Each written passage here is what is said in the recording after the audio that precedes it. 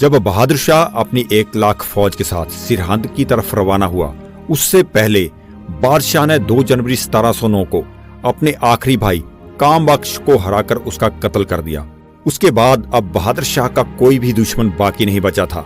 19 जनवरी 1709 में उसने दक्षिण से दिल्ली की ओर वापसी का सफर शुरू कर दिया। 29 जनवरी को बहादुर शाह का पड़ाव तालाब हुसैन जाखिर के पास था।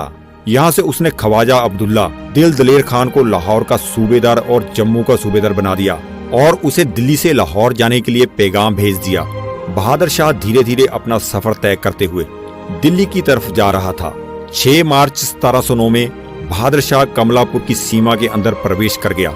यहाँ पर उसने एक अजीबोगरीब सनकी फरमान जारी किया कि जश्न के दिन के अलावा और कुछ खास इंसानों के अलावा कोई भी इंसान जड़ाऊ सरपेच सर पर नहीं सजाएगा।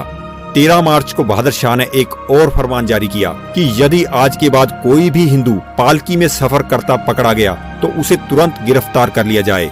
29 मार्च 1709 में बहादुर शाह मादरीनगर पहुंच गया।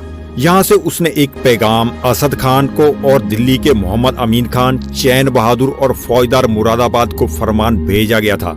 उसमें यह लिखा था कि मारवाड़ जोधपुर के राजे अजीत सिंह को बगावत की सजा दी जाए। इस बागी राजपूत राजाओं को सजा देने के लिए बादशाह खुद राजस्थान की ओर चल पड़ा। अजीत सिंह जोधपुर, जय सिंह सवाई, जोधपुर अम्बेद और अमर सिंह उदयपुर के राजे 1708 में बहादुर शाह के साथ दक्षिण की तरफ मुहिम पर गए थे, परंतु रास्ते में ही वापस आ गए थे। इन राजपूत राजाओं ने वापस आकर अपने इर्द गिर्द के मुगल अफसरों को कत्ल करके अपना पूरा कब्जा कर लिया था। 21 अगस्त 1709 के दिन बहादुर शाह सामरदा नगर में पहुंच गया। यहाँ पर उसने काजी कुर्बान के पुत्र मीर अब्दुल्ला सलमान को लाहौर का कोतवाल बनाने का फरमान जारी किया। इसके अलावा बादशाह ने 23 अगस्त को अली मर्दान खान को कश्मीर का सूबेदार बना दिया। बादशाह ने उसी दिन यह हुक्म भी जारी किया कि हिंदू राजाओं की फौज में बिना शर्त घुड़सवारों की गिनती कम की जाए। 12 अक्टूबर 1709 के दिन बहादुर शाह ने अल्ताफ खान को लाहौर की खबरों का लिखारी नियुक्त कर दिया। 25 फरवरी 1710 में बहादुर शाह जमरोली कस्बे में पहुंच गया। वहां पहुंचकर बहादुर शाह को सरहिंद के सूबेदार वजीर खान का एक खत मिला, जिसमें उसने लिखा था, खालसा फौज ने सरहिंद और पंजाब में ऐसी हाहाकार मचा दी है, इसकी दास्तां मैं आपको कैसे बताऊं। उन्होंने अच्छे अच्छे राज्य खाक में मिला दिए हैं। आज ही सूचना मिली है परगना बूढ़िया और सडोरा भी सिखों ने लूट लिया है और सरकारी मुलाजमों को भी मार डाला है। डैमला के अफगानों को भी मार डाला।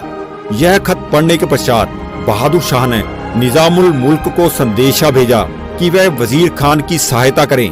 इसके पश्चात 23 अप्रैल को लाहौर राज्य के सूबेदार का एक खत बहादुर शाह को मिला, जिसमें उसने लिखा था कि किसी इंसान ने अपने आप को गुरु बताकर लोगों को इकट्ठा करना और झगड़ा करना शुरू कर दिया है।